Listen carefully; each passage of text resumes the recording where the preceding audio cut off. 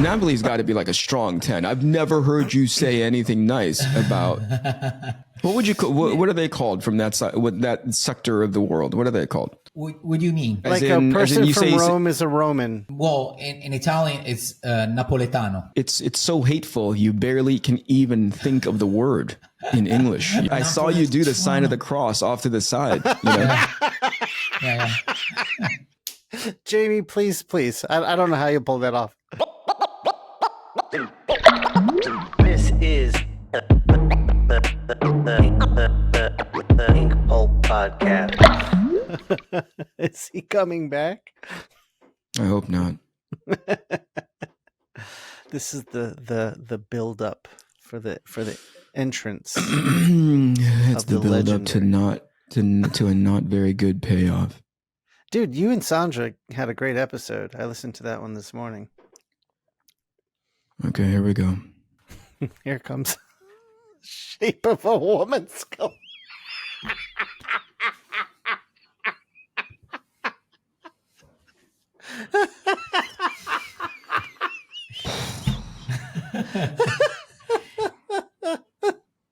How you doing, Eric?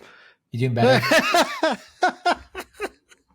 I was tired, and then I walked in here, got even more tired. That's a reference to our discussion last week. You guys look great. You guys look amazing. I'm glad I'm joining you again. This is episode 152. Shawn? We're not recording yet, right? I have to actually check on this. We're recording, Matteos. We wanted to record your entrance with your new tag at the bottom. Oh, okay. But I didn't check in the last videos. So can people see my nicknames? Because back then maybe they can't. Oh shit! So I've been doing all for nothing. Once Jamie assembles all the footage, they can't see the stupidity that is your guys' nicknames. Damn it! So they don't even know why you were laughing, and Eric was so disappointed.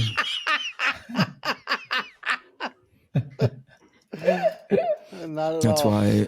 That's why I'm like looking at your guys' names and I'm like, this won't matter. Jamie's smart enough not to include this bullshit. So basically, just as a point of reference, though, okay, on Matteo's screen, when you first walk into this place, just so the host knows what to call you, you can type in any sort of stupid name that you come up with. And these dum-dums have optimized for that level of stupidity. One is Matteos says, Matteo, quote, shape of a woman, unquote, Scalera. Which I don't have any reference about, but I'm really glad that I don't.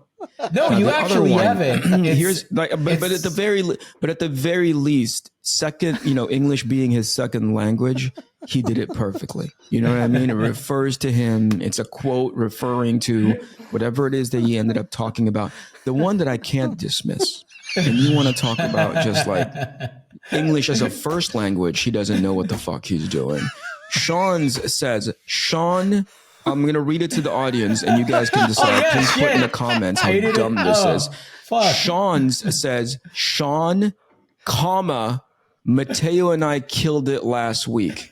When I first read it, as he was walking into the room, okay, there's like, I go, are you referring to yourself, Shawn, in the third person?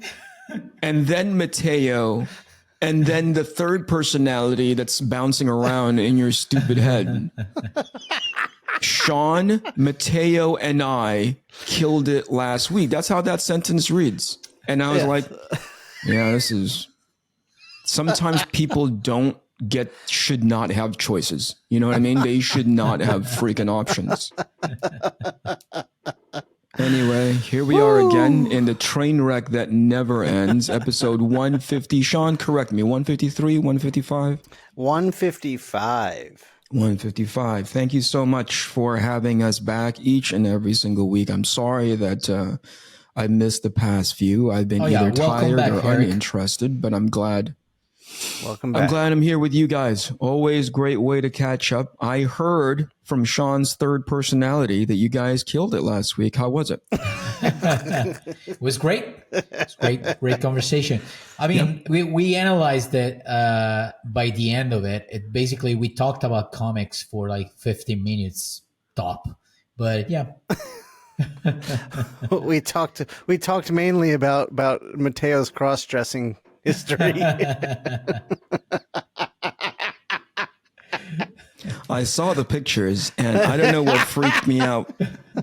I saw one picture, to be honest. Just one?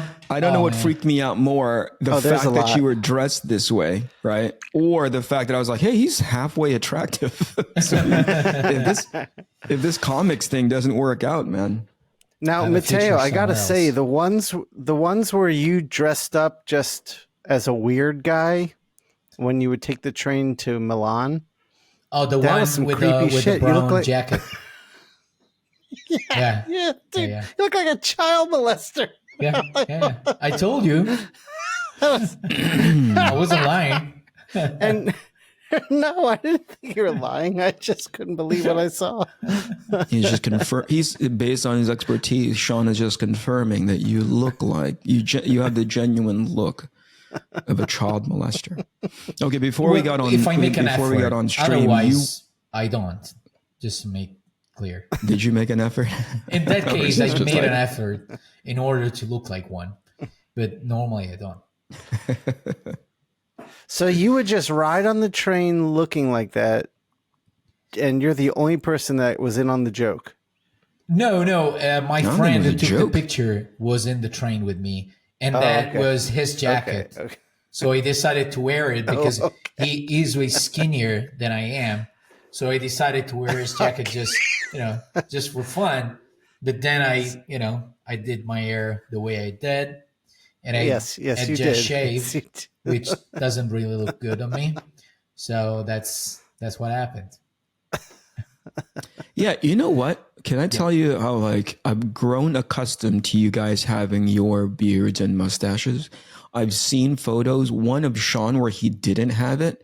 And I thought that guy definitely touches children. I look at that guy and I go that guy touches children without consent. Well, the only guy, on the other hand, why we're growing a beard is just so that we don't look like, creeps. So yeah.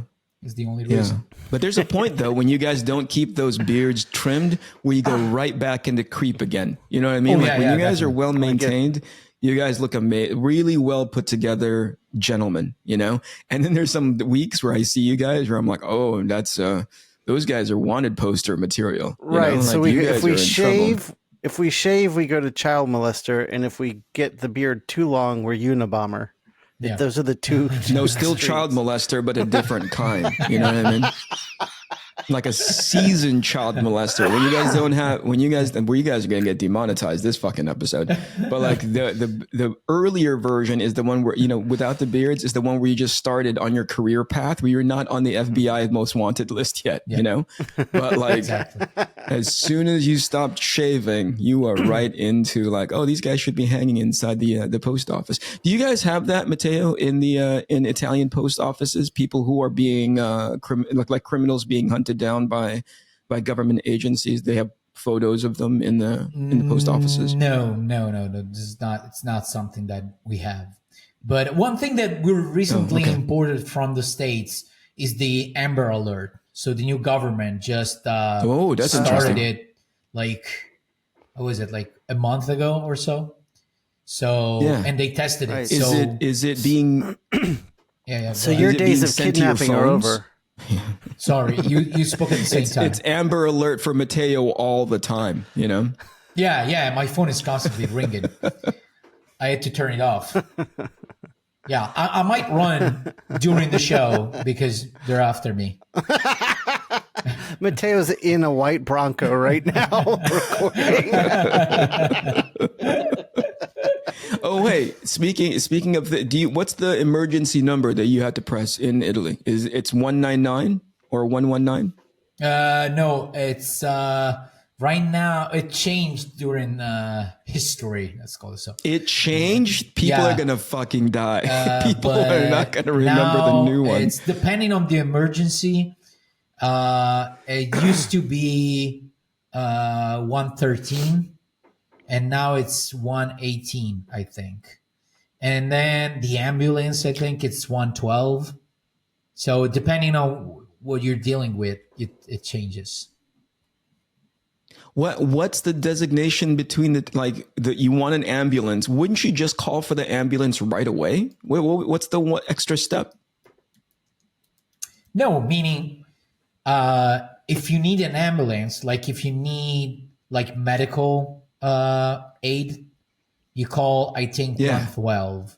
But if you need help, if you need the police, for example, I think it's 118. Oh. I might be terribly wrong, but what I know is in general, I think there's a couple of different numbers. I don't know which one is the one. But in general, even if you miss, as soon as you say what you need, they're gonna switch and there's just gonna, so it's just a lot of bureaucracy. They gave you an extra step, even though they're going to get you to the right place anyway. They could have just given you the one number, but instead they're like, let's put two numbers to see what the hit to miss ratio is. How many people in Italy if you get this get shit, the right number right away, you're a good citizen, so you deserve to be saved first. That's the filtering it's the first process. selection because there's so many people that need help. So this is an automatic natural selection. So the dumber. Yeah, okay. The dumber you are, the less chance you have of getting help. Exactly. It's how they incorporate Darwinism into their local politics. I love your country, man. It's so fun. All right, speaking of your country, you wanted to shed some light on why you hate people from Naples so much. It's a hot I don't hate. Listen. All right. Go ahead. There's I want to give the audience a range of your hate. Okay. So 1 through 10, 10 being very hateful, right? So to put Shawn and his Jewish people on that chart, Shawn is like a hard 9, you barely can be on this podcast with Shawn, right? Yeah. The fact that Shawn doesn't advertise it, you hate his kinds of people so much. Okay, so that's a 9. Yeah. Napoli's got to be like a strong 10. I've never heard you say anything nice about. What would you call? What are they called from that side? What that sector of the world? What are they called? What do you mean? What are they called? Like a person from Rome is a Roman. What's a person from Napoli person from called? Sicily is Sicilian. Person from well, in Italian, it's Napoletano. Okay, so that it's so hateful you barely can even think of the word in English. You were like, I can't. I don't even want to give this a designation. Yeah. I heard you do this. I saw you do the sign of the cross off to the side. Yeah. Jamie, please. I don't know how you pull that off.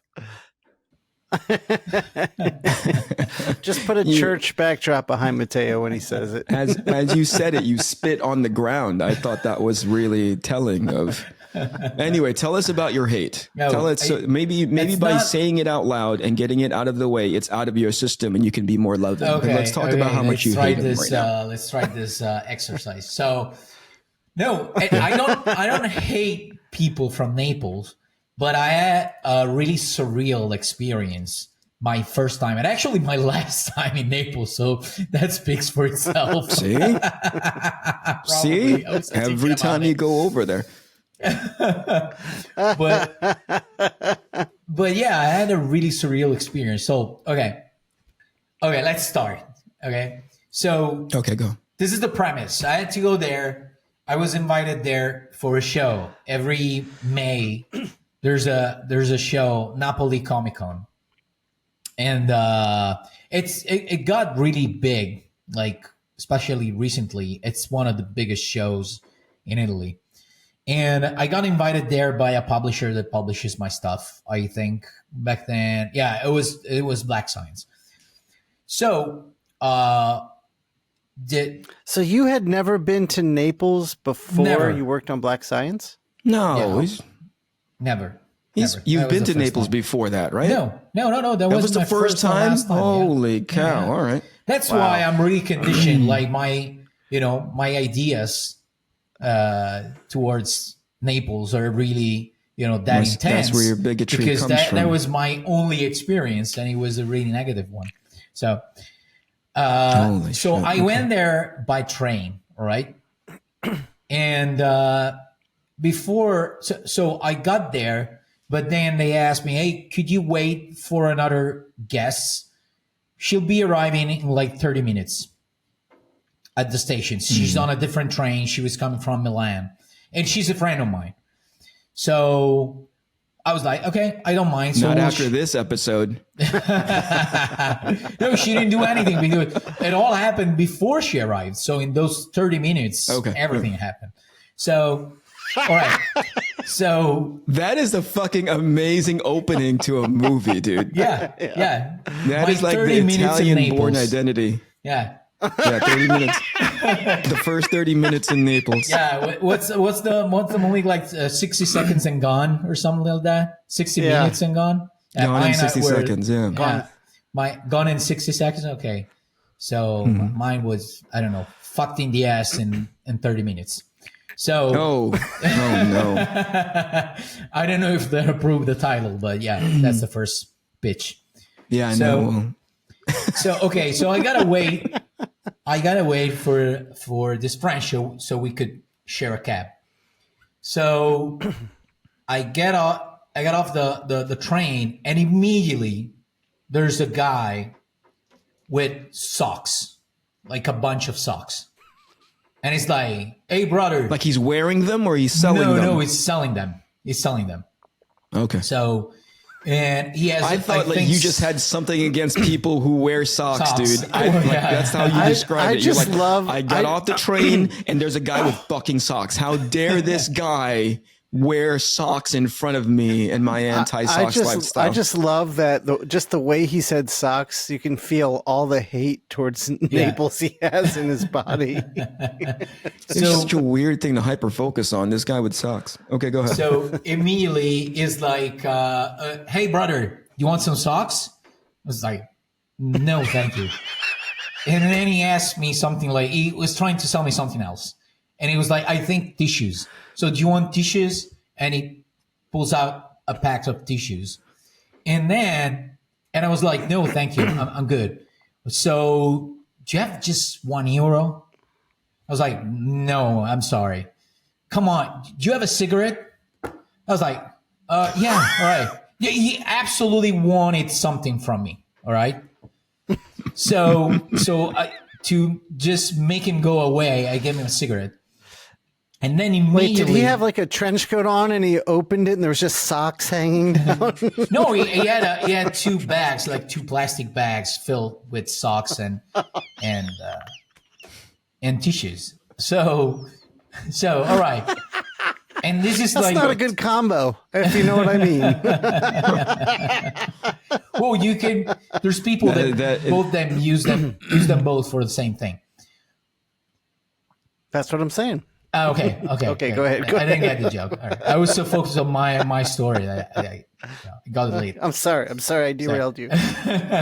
So then 2 minutes goes by and another guy, same thing, like 2 bags.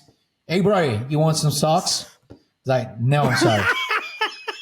Do you want tissues? No. You got €1? I was like, no, I'm sorry, man. I don't have anything. You got a cigarette? I was like, man, it's the last one. It's like, come on. I was like, all right. And I gave him the last cigarette I had. All right. Oh my God, that was so nice of you. So now I have to go buy cigarettes, which is like easy in a train station. There's always a place that sells tobacco and cigarettes and stuff. So I find it. And what happens is, okay, so I get in. This is this really small, super small place. It can fit like, I don't know, like 3 people, no more than 3 people, super small. So I enter and there's a person in front of me that's being served. So I'm right next to this person. And as this person pays and puts their money in their wallet and they turn, out of 2 people, like I wasn't even existing, just pass in front of me. and it's their turn now. It's not my turn. Like, completely ignore there's any sort of line whatsoever. I don't exist for them. And they ask for something, and they buy something, and I'm like, fucking assholes. All right. Then it's my turn finally. So I buy cigarettes. And back then, I don't remember what year it was, but I remember clearly that my cigarettes, I smoke Camel Blue, which is going to be one of our future sponsors, I think. And so back then, they were 4 euros and 80 cents. All right. So I give the lady 5 euros. So I get 20 cents back. And as soon as I turn, the lady who passed in front of me, she was waiting for me. And she was like, hey, can you give me that change? And I had it in my hand. I was like, all right. So not only you fuck me with the line, now you want to take my 20 cents. So I was like, all right. There you go. Then I go, finally, I'm out. And it's still like 10, 15 minutes left for my friend to arrive at the station. So this is like the beginning to that movie Falling Down. So I get out, and finally I smoke like my cigarette, just cursing in my head constantly all the people that I've already met, like this 3 really bad encounters that I made. I was like, fucking assholes. All right. So I'm smoking a cigarette, and there's a guy right next to me, like a pretty big, tall guy. And he starts, making conversation. And he hears my accent, and he's like, where are you from? Are you from, the region where I'm from, which is Emilia-Romagna? I'm like, oh, yeah. Do you recognize the accent? Oh, yeah. I lived in Reggio, which is right next to my hometown, like 30 minutes drive from my hometown. It's like, yeah, I used to work in a pizzeria over there for years. And he starts telling me about where it was, because that's where I studied. Well, that's where I used to teach in the School of Comic Books, was in Reggio Emilia. So I was kind of familiar with some of the streets. So he started pointing me, like, oh yeah, it was close to this place and close to the place. Have you never seen? Like, oh yeah, fine. Okay. All right. So I finished the cigarette, and I'm about to, say, hey, nice meeting you, nice talking to you. You take care with everything, blah, blah, blah. And he's like, oh, by the way, buddy. Wait, real quick. So was your anger at this point back down to like no anger? Like he had calmed you down? Yeah, because I was having a conversation, with apparently a normal person. And as soon as I'm leaving the conversation, he's like, oh, by the way, you got an euro? And I was like, oh, no, I'm sorry. Can I borrow your cigarette? All right, there you go. So another cigarette gone. All right. So that's fucking. So I get in. And Jamie, we need a little visual cigarette counter under Matteo, and every time one goes, just take it off the counter. So I get in, and another guy tries to sell me socks and blah blah blah, and I'm like, fuck it. I don't have I don't want to deal with you right now. And I'm just counting the minutes for my friend to arrive. And finally, she arrives on time, luckily. So I'm telling her my whole experience as we, exit the station. And there's plenty of taxi. We call one, and we tell him, hey, we got to go to this place where the show is.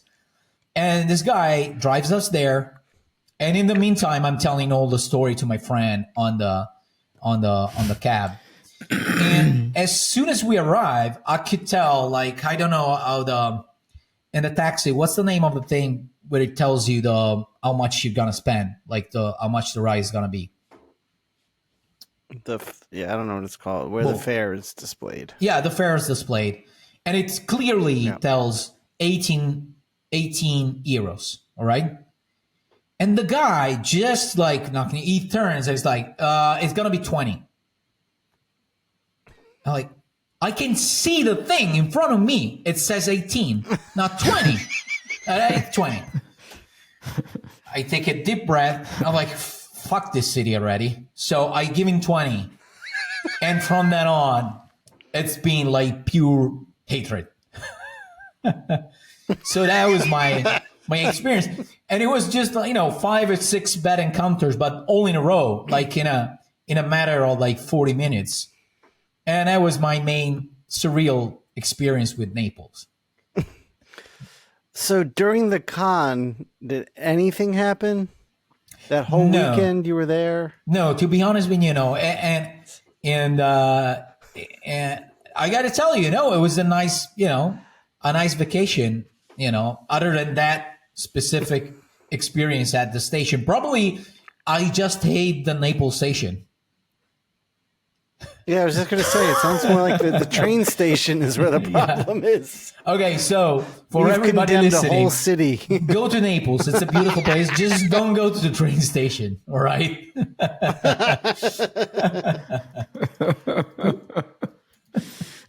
And by the way, holy crap, man! What's it? Francesco Mattina was horrified about me shitting on Naples, and it's so crazy because actually, but he's one of the first people that I met when I first came to the States, and it was San Diego. And that day I forgot my cell phone in my hotel room. And I was like 23, I think, 24. So my mom had been calling me the whole day. She was, she was getting crazy because she thought something had happened to me. And as soon as I met Francesco during the evening, and I was like, so how are you doing? And blah, blah, blah. I was like, yeah, I'm a little worried because I forgot my cell phone in my hotel room. I was like, what? You got to call your mom immediately. There's my phone. And immediately he gave me his phone just to call my mom because, as an Italian fellow, he understands like Italian moms. So he immediately understood the situation and he borrowed me his cell phone. So thanks, Francesco. And he's from Naples. But for I was gonna say what do you call it? For context, when you first made social media aware about your overall hatred for the entire region based on one local experience, he was like, "What's wrong with Naples? That's where I'm from." And immediately I could see, I could almost feel Matteo start to sweat, like, oh shit, this guy who has been historically nice to me made sure that my mom, feels emotionally safe from his son not being kidnapped while his first trip in the United States. I just threw this guy and his people under the bus, Anyway, it sounds like a series of events that lasted all of maybe 30 minutes to an hour. Yeah. And you were like, I'm going to paint the entire people. Yeah. Just a bunch of sock selling, tissue hawking, cigarette stealing, Euro begging bunch of motherfuckers. And I can't deal with you guys anymore. I'm never going back. Absolutely. Oh, and you know what? Another thing that sometimes they do like, each one of them. Oh my God. This is, it just came into my head because I was complaining about this with somebody else and they said the same thing. But I had some experience with people from Naples, not all of them. Like, for example, I know another person from Naples, Mirka Andolfo, amazing artist, the sweeter person you could ever met. So she's not, she's an exception. But some of the people from Naples that I met, a lot of them when they're not in Naples, they love complaining about the coffee and the pizza because, apparently they're the kings, with that. So one thing that they love to do is constantly complaining when they go abroad about coffee and pizza from other areas, so that's another thing. Now, to be fair, you are not the only person who confirmed this. In our time hanging out with you earlier this year, when we were all in Parma together, when you brought this up, there were many Italians in the room.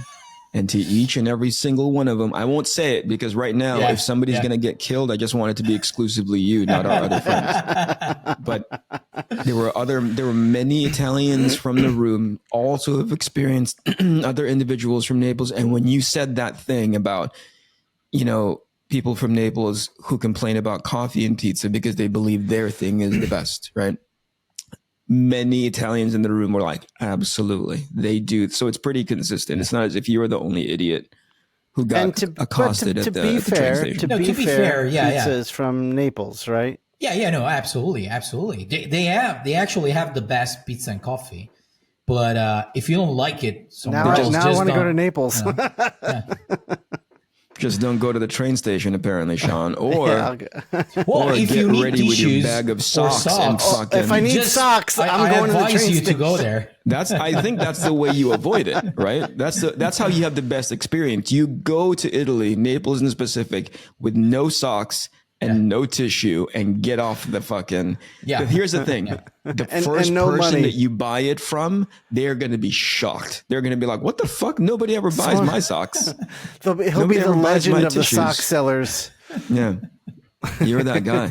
I got to be honest. Like, as you were telling this story, though, I thought to myself, like, what the fuck is going on in Naples where there's just like an abundance of socks? What is that? Like, is that just something that they have over there? Like, I don't know. It's their thing. It's the same with, it's going to sound racist at first, but it's not, because it's just reality. Uh-oh. Like, Indian people in Italy, they sell roses.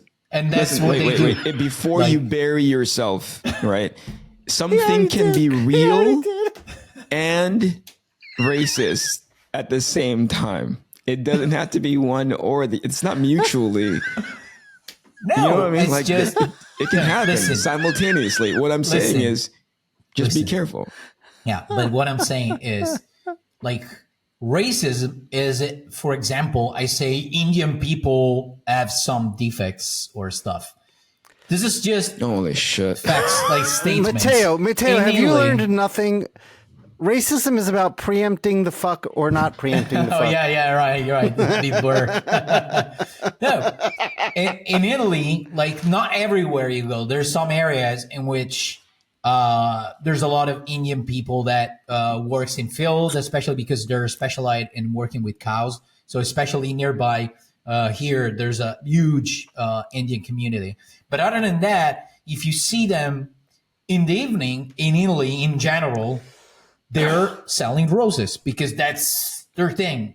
I don't know. That's just what they do, you know, in Italy. Mm-hmm. So probably that's the same thing with people from Naples.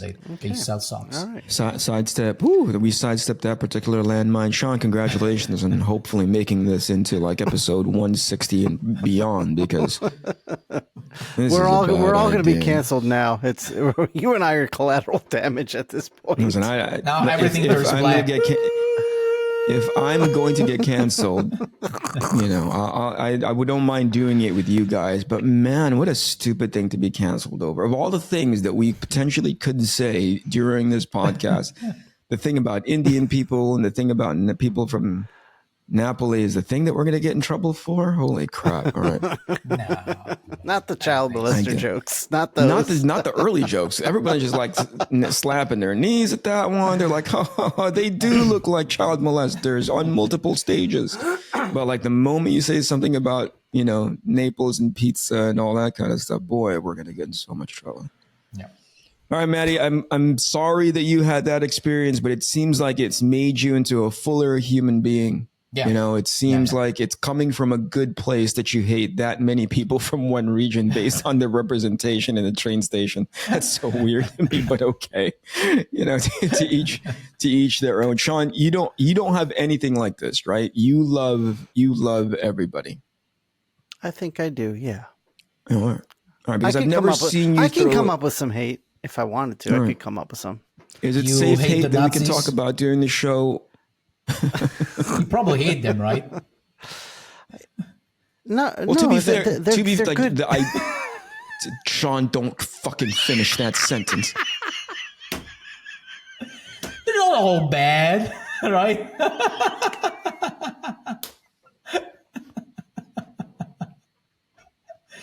Deep in their heart, like where their families and kids, probably they're decent people.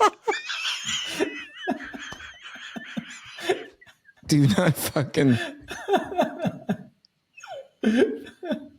He You've got good ones. You've got bad ones. Knock it off. That fucking question is such a bait. All right. Ooh, no, I have hate for individuals more than groups of people. Is there a place? I'm trying to think. Yes, I can be extremely intolerant. I just can't remember exactly where. Yeah, but Nazis are not one of them. You love your fair share of Nazis, is what you're saying. It sounds like. We are going to get in so much trouble for that one. Mateo just kept feeding you. You know what I mean? Just like, no, they're all right. I'll go for the joke every time.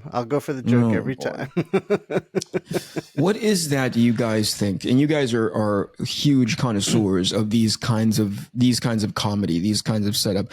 What is it that makes people so like nobody in their right mind would think that what you guys are talking about is serious? Mm-hmm. Right. And yet, even like there's plenty of people that we hang out with where I'm like, that's a joke, right? But regardless of the, like, you almost can't say the joke, even though knowing full well that it's a joke. Have you heard comedians talk about that? Like, why is it knowing full well that that's a joke? Why do people act so negatively towards the concept of the joke? Is it just because it's being said out loud? Is that what it is? I think. Well, go ahead. Go ahead, Matteo. No, you go.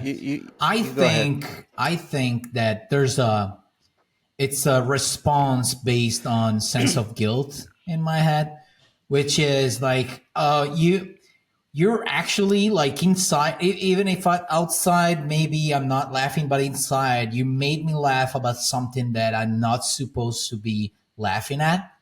So my sense of guilt for that makes me attack you because you made me laugh at something that I'm not supposed to.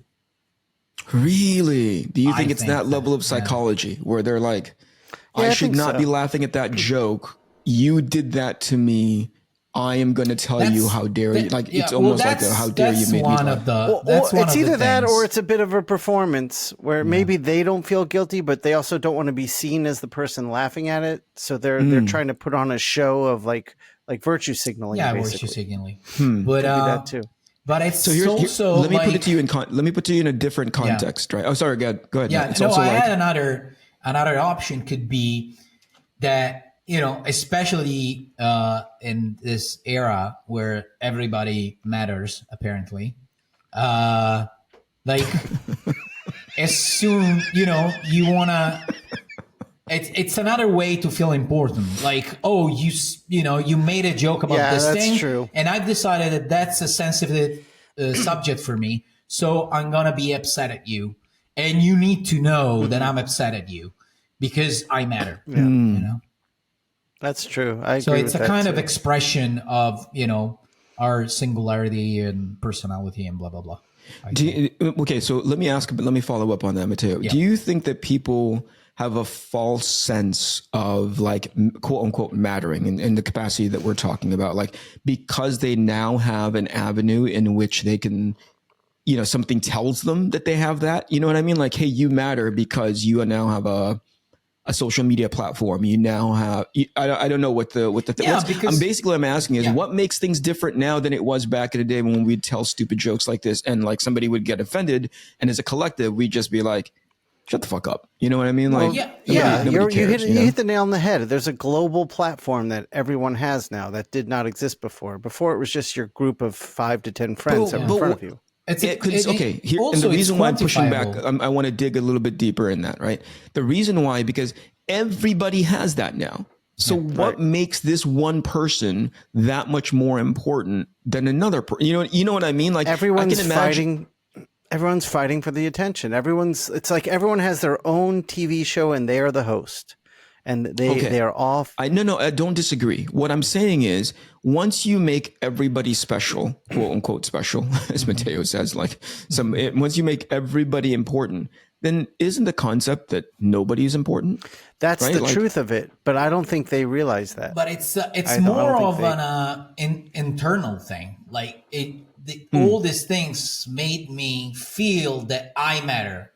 Aside from everybody else, I personally matter because it's quantifiable. Like I have likes, views. So there's a number that guarantees me that somebody's listening to me. I see. And if they reply, whatever they reply, it's still somebody. It caught someone's attention, you know. Whilst normally you would have any platform, so you're either a crazy person would scream on the streets and nobody will, you know, everybody would try to avoid them, or you know, otherwise nobody will hear whatever the fuck you're thinking, you know. So it's it's I don't think it's you know, there's something to point out here, that after 40 minutes of nonsense from Matteo, we just got a real pearl of wisdom. And I've spoken about Matteo's wisdom before, and that was a shining example of it. You just have to wade through the hate for Napoli because of a train station, the dressing up like a child molester, and you'll get to the wisdom. I'll say, I disagree with that in part, Shawn. Right? I think Matteo is nothing but wisdom pearls. That sounds so awful. Matteo is nothing but they call them wisdom pearls, right? Yeah. I'm trying to give you a compliment, but here we go. Yeah. Like, I think Mattteo just inherently is a very, very smart guy. Here's the difference. You can't let him start the conversation. You know what I mean? Like, left to his own devices, he's a moron. Like, he is just walking around bumping into walls, right? What you need to do is what we've been doing is like set him up to basically give over those pearls, because left to his own devices, he's just going to talk about his body shape. He's going to talk about, you know what I mean? So just really silly things that happen to him. The bridge between the land of idiocy and wisdom. So we build the bridge and Matteo will walk there. Yep. That's extreme, and I'm genuinely offended by the idea of it. But yes, that's also honest. That's also accurate. Okay, so let me go back to a point that I was trying to make earlier. Yep. Right? Here's something that's been happening in comics, because I've recognized it in the X amount that I buy in recent times. This isn't some kind of like back in my day kind of a thing. I'm reading the villains in comics. And by the way, I don't know if you guys feel the same way, but sometimes I attach myself to a title, especially something like the X-Men, because the villains are so fucking good, right? They are so like, oh my God, this fucking asshole, this world changing jerk that I don't believe in I don't believe what he's saying, but I understand it, if that makes any sense. And that makes like Thanos, hate, exactly, like Thanos. Like, I hate them that much more, because how can you possibly believe that? That I understand what you're saying, but how can you possibly believe it, right? Yeah. To me, in part, not in whole, but I mean, like, villains, good, well-written villains are like this. If they make sense in their head, even though from the context of your heroes who you've aligned yourself with, you go like, that makes sense, man, but that's the wrong way of thinking about stuff, right? That's cool. As I read villains now, I don't think these guys know how to write villains, right? And a part of me, I think it comes from a place of like, by the way of the audience of specials that you're talking about, Matteo, like, they attach the perspective of the villain to the perspective of the writer. Yes. They go, you can't say that thing. It's offensive to me. And by proxy, you believe in that thing that the villain is saying. Yeah. It's like if you had a Punisher book and you had a racist bad guy, getting back to the racism topic. And the bad guy who's a piece of shit, who the Punisher's out to kill, says the N-word, the writer will be attacked for using it. Yeah. Right.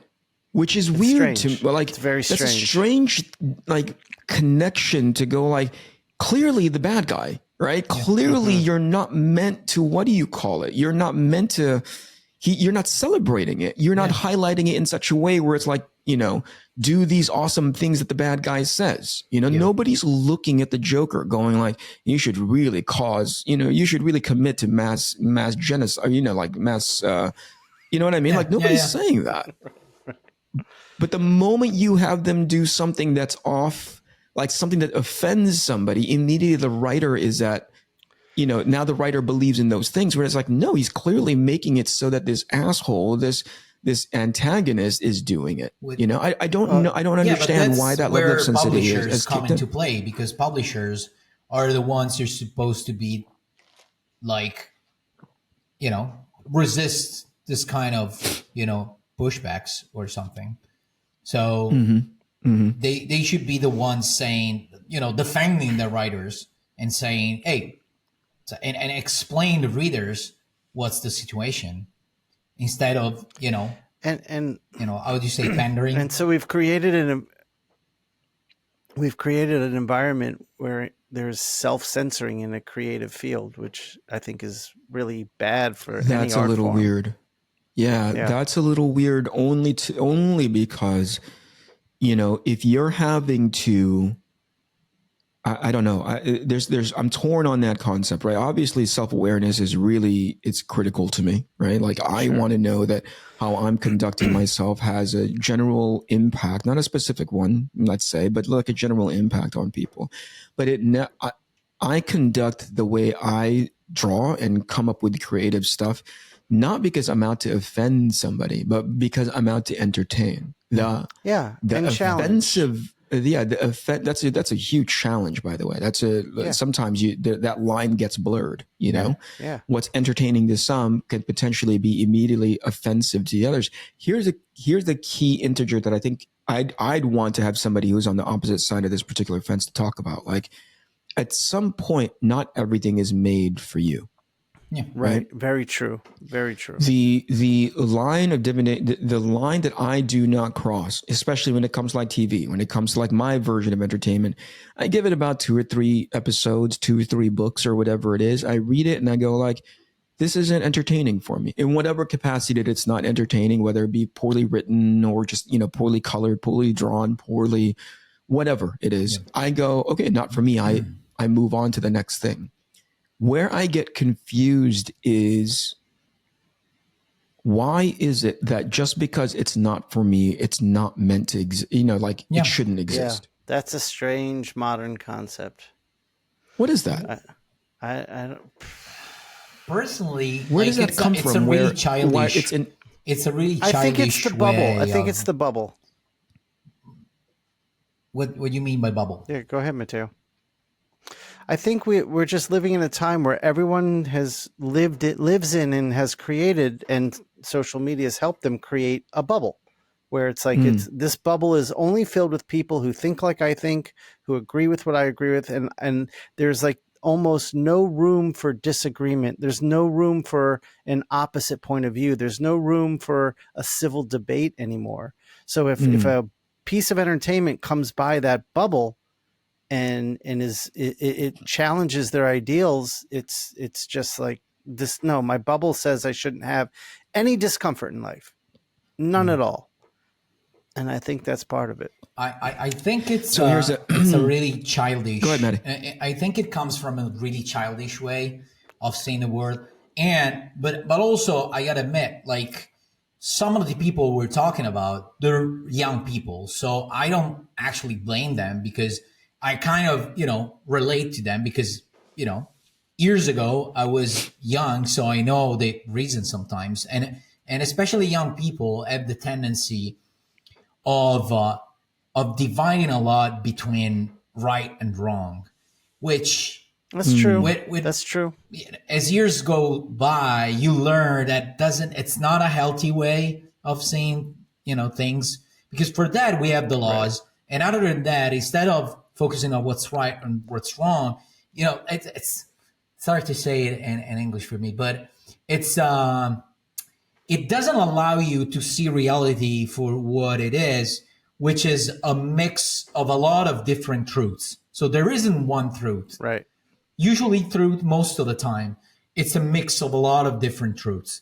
And if you start reasoning in wrong or right, you miss the opportunity of see the truth as it really is, which is a complexity of things, So you miss the opportunity as well to find the solutions to problems, because you're just decided that you want to see just a part of the truth, which is the one that better. Can I follow? Let me follow up on that real quick. Yeah. let me follow up on that real quick, Matteo. I think like what people have a tendency to filter out, I think this is what you're in part of what you're talking about, which is like people don't have the capacity for nuance anymore, right? Yeah. So I think that's what you're trying to land at when you're talking about like that truth, right? Yeah. Everybody wants to define something as either real, as contrasting as possible because it makes their decision making a little bit easier. Now, here's the part where I understand the young part, right? Which is like, number one, your world experiences have not given you enough understanding of how things work for you to have an appreciation of nuance. Yeah. So it's easier for something to be black and white to you. It's either wrong or right, right? So I totally understand that. Where it puzzles me the most is when you have adults doing it. And a part of me thinks that one, the same thing applies, which is they have not had enough world experiences, personal life experiences to understand that everything, a lot of things exist with nuance and not everything can be that level of like obvious. It's either ones or zero. It's either black or white, or they actively try to live that life where they don't want to see nuance. You see, those are two very, those are like clear things to me. One is they've never experienced, they don't have enough life experience to understand what nuance is, right? Yeah. Or they actively keep nuance out of the conversation for what, that's the part where I'm like, why would you not want to understand a better, like have a fuller picture of that situation? Does it like, and we run in circles like this, you know, where I can talk to somebody and I'm like, so-and-so is bad because of this one thing that they did. And I'm like, but is that everything is that enough for you to say, fuck that person, I never want to talk to them again? Or do you have a better understanding of who they are? And yet, because it's easy to turn that person into a bad guy, right? Like it's actually not easy. It's convenient to turn that person into a bad guy. That gets into a point I was going to make, but go ahead. But within their own circle, I go like, that level of criticism, you never reflect internally to the people that you hang out with. It's almost like they're immune to that criticism because again, you want to be, because this is not, it's convenient to keep this guy a good guy. So I'm like, wait, but you're playing with nuance. Now you're playing with like little things that help you. And I go like, well, not really. It's because they want to keep things as simple as possible. This person is easy to be my friend. This person is really difficult to be my friend, you know? All right. Yeah. I don't understand that with a lot of human beings, especially in the kinds of like, I don't know, man, there are times when the more I hang out in the comic book industry, and this is not critical of one person. I'm talking about just like people's conduct. Shawn just got through telling me about a story offline that happened. It was mind-bogglingly like, what? How are they allowed to get away with that level of fiction? And people just buy into it. And yet, if that person was somebody else, let's say on the enemies list, on the bad guy list, they would, these same exact people who keep quiet about it would stop to no end talking about what a human piece of garbage they are, you know, but I don't know why that line doesn't, like, you know, there's that fine line of we don't talk about this, but we talk about this with somebody else. If we've identified them as a bad guy, you know, or if we've identified them as one of us, right? We don't say anything. We try to bury it. We try to like, you know, we try to blur it. We're living in very tribal times. So if you're on the good tribe will work to keep you on the good tribe. And if you're on the bad tribe, they'll demonize you. But doesn't that like, I don't know, man, it just weirds me out in a sense of like, they're even within the context of us, right? Shawn, you know, you being like a young child pee-pee toucher, like there's a line where I'm like, if you invite me to go to your young child pee-pee toucher club, I'm like, I'm not going to that, Shawn. You know, I'm like, I'm not going anywhere near that fucking weekly meeting that you still go to, you know.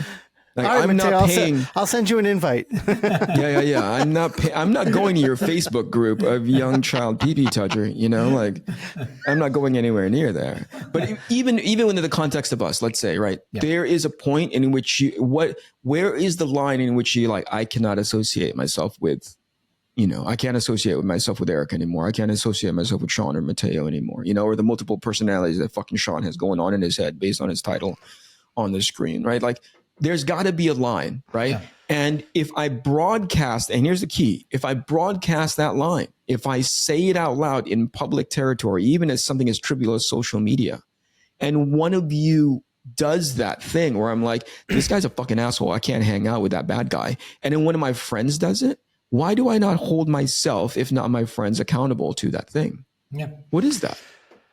Well, okay, so let me role play with you, Eric. Yeah.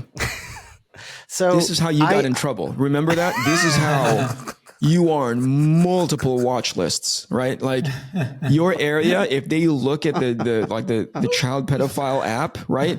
Your house blinks like it's a big dot. You know what I mean? Yeah, that started when you said my child pee-pee toucher club. That's when that started. I'm putting I'm sanding off the curb of what I really mean to say with that description, because I don't want us to get booted off of this fucking platform. Go ahead. So you're a good friend of mine. I feel like I know you, all of your complexities and who you are and where your heart is. So if you were to say something online that got people coming at you that may have seemed it was hateful or whatever the people were saying, I'd be like, no, I know Eric. I don't think he really intended it the way it's being received. So I think that's why with our friend groups, because we understand the intention of the person, we understand the nuance of the person. And I think that gets back to what you were saying.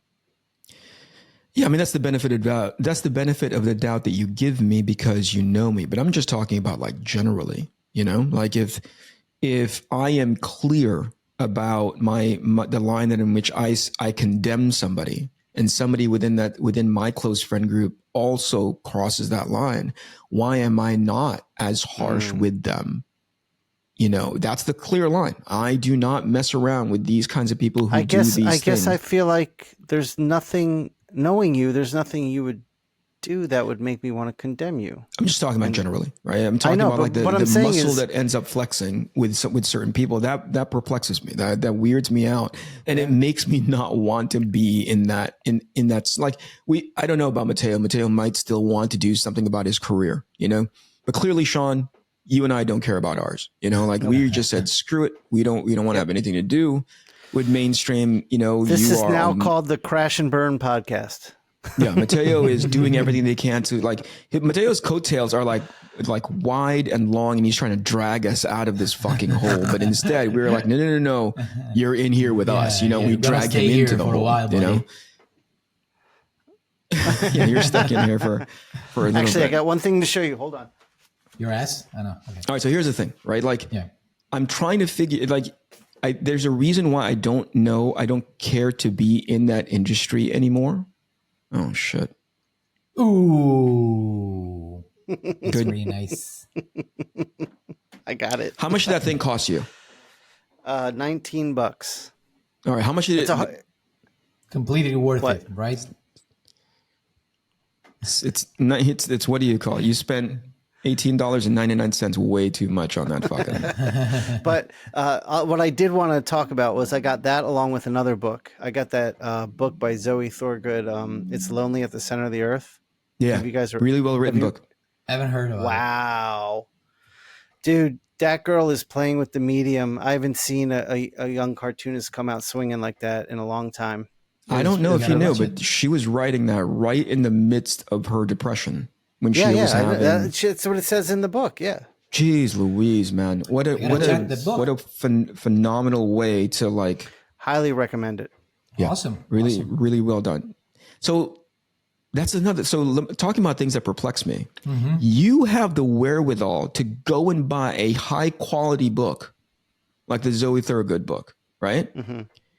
And yet just the lapse in judgment in buying the other book. Is it just like a charity case or something? It's like I don't. All right. The truth is, I got it to be a prop on the podcast. You don't understand this kind of things. Yep. All right. Exactly. Maybe I'm living my life to be a little bit too black and white. Maybe there's more nuance to Mr. Freeze that I have not seen, I'm going to hold myself accountable and read Mr. Freeze for the first time. All I've ever seen is the pictures, and it is enough, man, for me to be like, I don't want.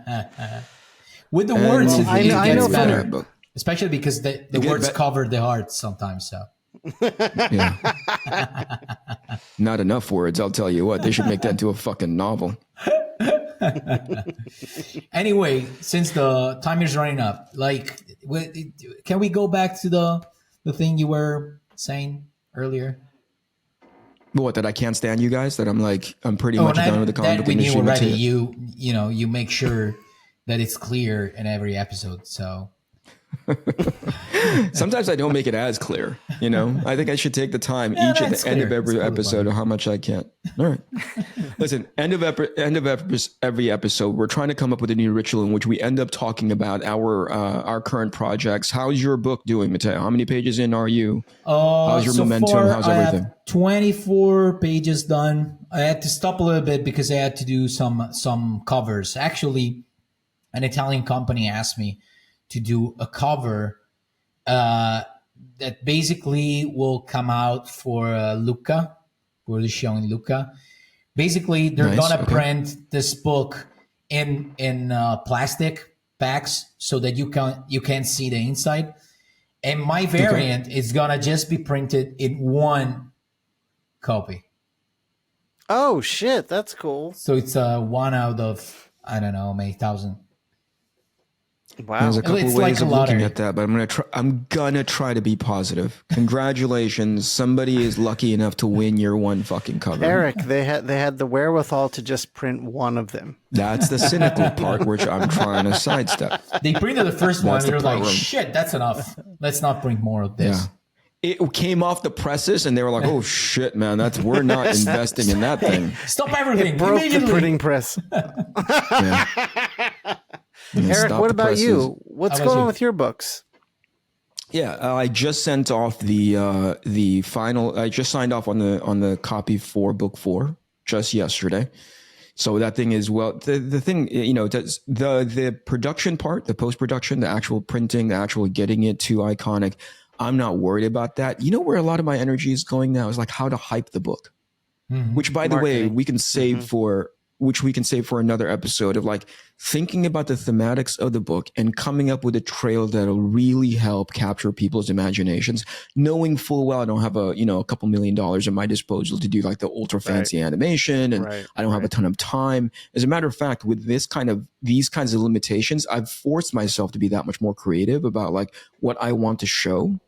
And then ultimately how compelling and sticky it is when it comes to like, in people's minds to go like, whoa, with the music, with the limited effects, with the limited animation, that's really super impactful. That's been a lot of fun to think about. So, and I'm listening to 2 books about that right now. That's helping me understand and how to think about creative marketing. Okay, so that's currently where it's at. And then the idea to the 3 people that end up watching this show, I'm planning on releasing books 5 and 6 at the same time. That way, it's a great way to say thank you very much to everybody for sticking around for as long as you have. We've now taken the initiative in saying, you want to end this thing on a good note, go buy books 5 and 6. That's awesome. What about you, Shawn? Outside of like just that, all you're doing is like just like listening to books. Is that what it is? Listening to books. That's it. That's all I do. I sit in my studio and listen to books all day. The books. No, I saw the Tommy episode, and I remember that I made a joke about that backdrop behind you not being a real. That's a Target backdrop, and I'm still convinced that that's a Target backdrop. For photo ops for children. It's actually in focus. The backdrop itself is blurry. Yeah, absolutely. Yeah, you didn't buy a fancy camera or a fancy lens. You bought like a shitty photograph. So it looked like a fancy camera, right? Exactly. I have actually recently I kind of uncovered or figured out like my strategy that will allow me to do the book of like when to launch a Kickstarter, how to use the money from that to propel the next thing, kind of like what Andrew McLean was talking to me about once. So yesterday I spent like a few hours like with years and goals and target dates and all that. So that's all good. And I've been developing a shorthand, I guess I'd call it, a simpler style to work in so I can actually get this stuff done. And the first short story I am almost done writing, and my goal is to finish that by the end of the year. Yeah. That's awesome. Do you work best when somebody doesn't believe in you or somebody believes in you? I remember, rewind back to about a decade ago, and we were all in Denver and just hanging out, right? Yeah. And then somebody pointed, I don't know how the conversation came up. We're like, we're getting a little big, you know, like the three of us are packing it on for whatever reason. Oh, you didn't mean the name, our names. You're actually our bodies. Okay. Of course, that's where his head goes. For fuck's sake, Matteo, just.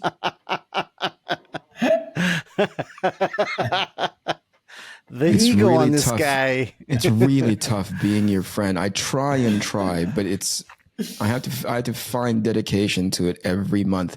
Yeah, I'm talking about your body. Yeah. Anyway, your body I'm pointing out specific now. And the reason why I asked, like, we made a bet. We were like, hey, I bet you by the time we get to New York Comic Con, which is that was not long. It was like 6 months, 8 months or something like that. Let's do it. You know, let's see how much weight we could shed. And Matteos was on the grind for a little bit. There was one time Matteos was like, yo, I dropped this much weight. But also right around the time he sent us a photograph of poop in his toilet. And I'm like, that doesn't count. That weight loss that you didn't flush, that you decided to take a photograph of and share with us, that does not count as weight loss. Don't count. Yeah, exactly. Vegetarian pasta or whatever it is. The reason why I ask is I was just about to say, hey, Matteos, how much you want to make a bet that Shawn is not going to do any of this shit? Would that have fired you up to be like, fuck you guys, I'm going to fucking do it? Or would you just like sign off and immediately start looking for razor blades? You know what I mean? Just like, I don't want to live. It wouldn't depress me. No. What kind of effect would something like that have on you if I were to like, I think you're a sensitive soul and I want to be careful what landmine I step on with you. No, I think that would motivate me. Would it? It's not, but the thing is, I'm not unmotivated. I'm just, I have such a hard time. I beg to differ, surviving. Sir. I just have a hard time, like, being able to have the time to do it. Like, my time is so soaked up with doing work that pays for my life, that having the extra time. So that's why I've been putting time into developing a simpler style and having a longer goal that I can actually see. There's a handful of subjects that we can talk about for the next one. I want to talk about that one eventually that you're talking about, because potentially there's people in our audience that are listening to that and having to deal with time management and making sure that their 9-to-5 life works, their finances are in order, and also finding a way to have an outlet for their creativity. Here's the thing that I'm careful about, right? Can we have that conversation without you grabbing the wheel to the fucking depression bus and just looking for every opportunity to drive into a wall? You know, like, that's like, you're generally a happy guy, but the moment I hint in that area, your depression enthusiasm kicks up to 15, man. Right? Like, I'm like, oh, don't talk about that. Like, is there things, can we talk about that without you having to be like, yes, and then the world turns gray and brown? We can.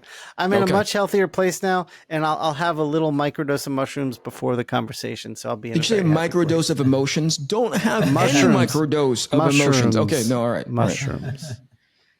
All right. We'll prompt you correctly, and then we'll do the thing where I'm like, Shawn, we're going to talk about your feelings today. Can you please go dope up somewhere?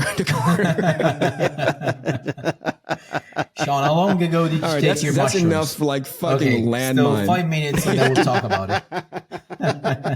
Yeah, no. Take it at the beginning of the episode. Go. Yeah, it's going now. That's enough things to be canceled about. I'm going to hit the stop button now. This is the Inkpulp podcast. This is the Inkpulp podcast. Comics, hip hop, life.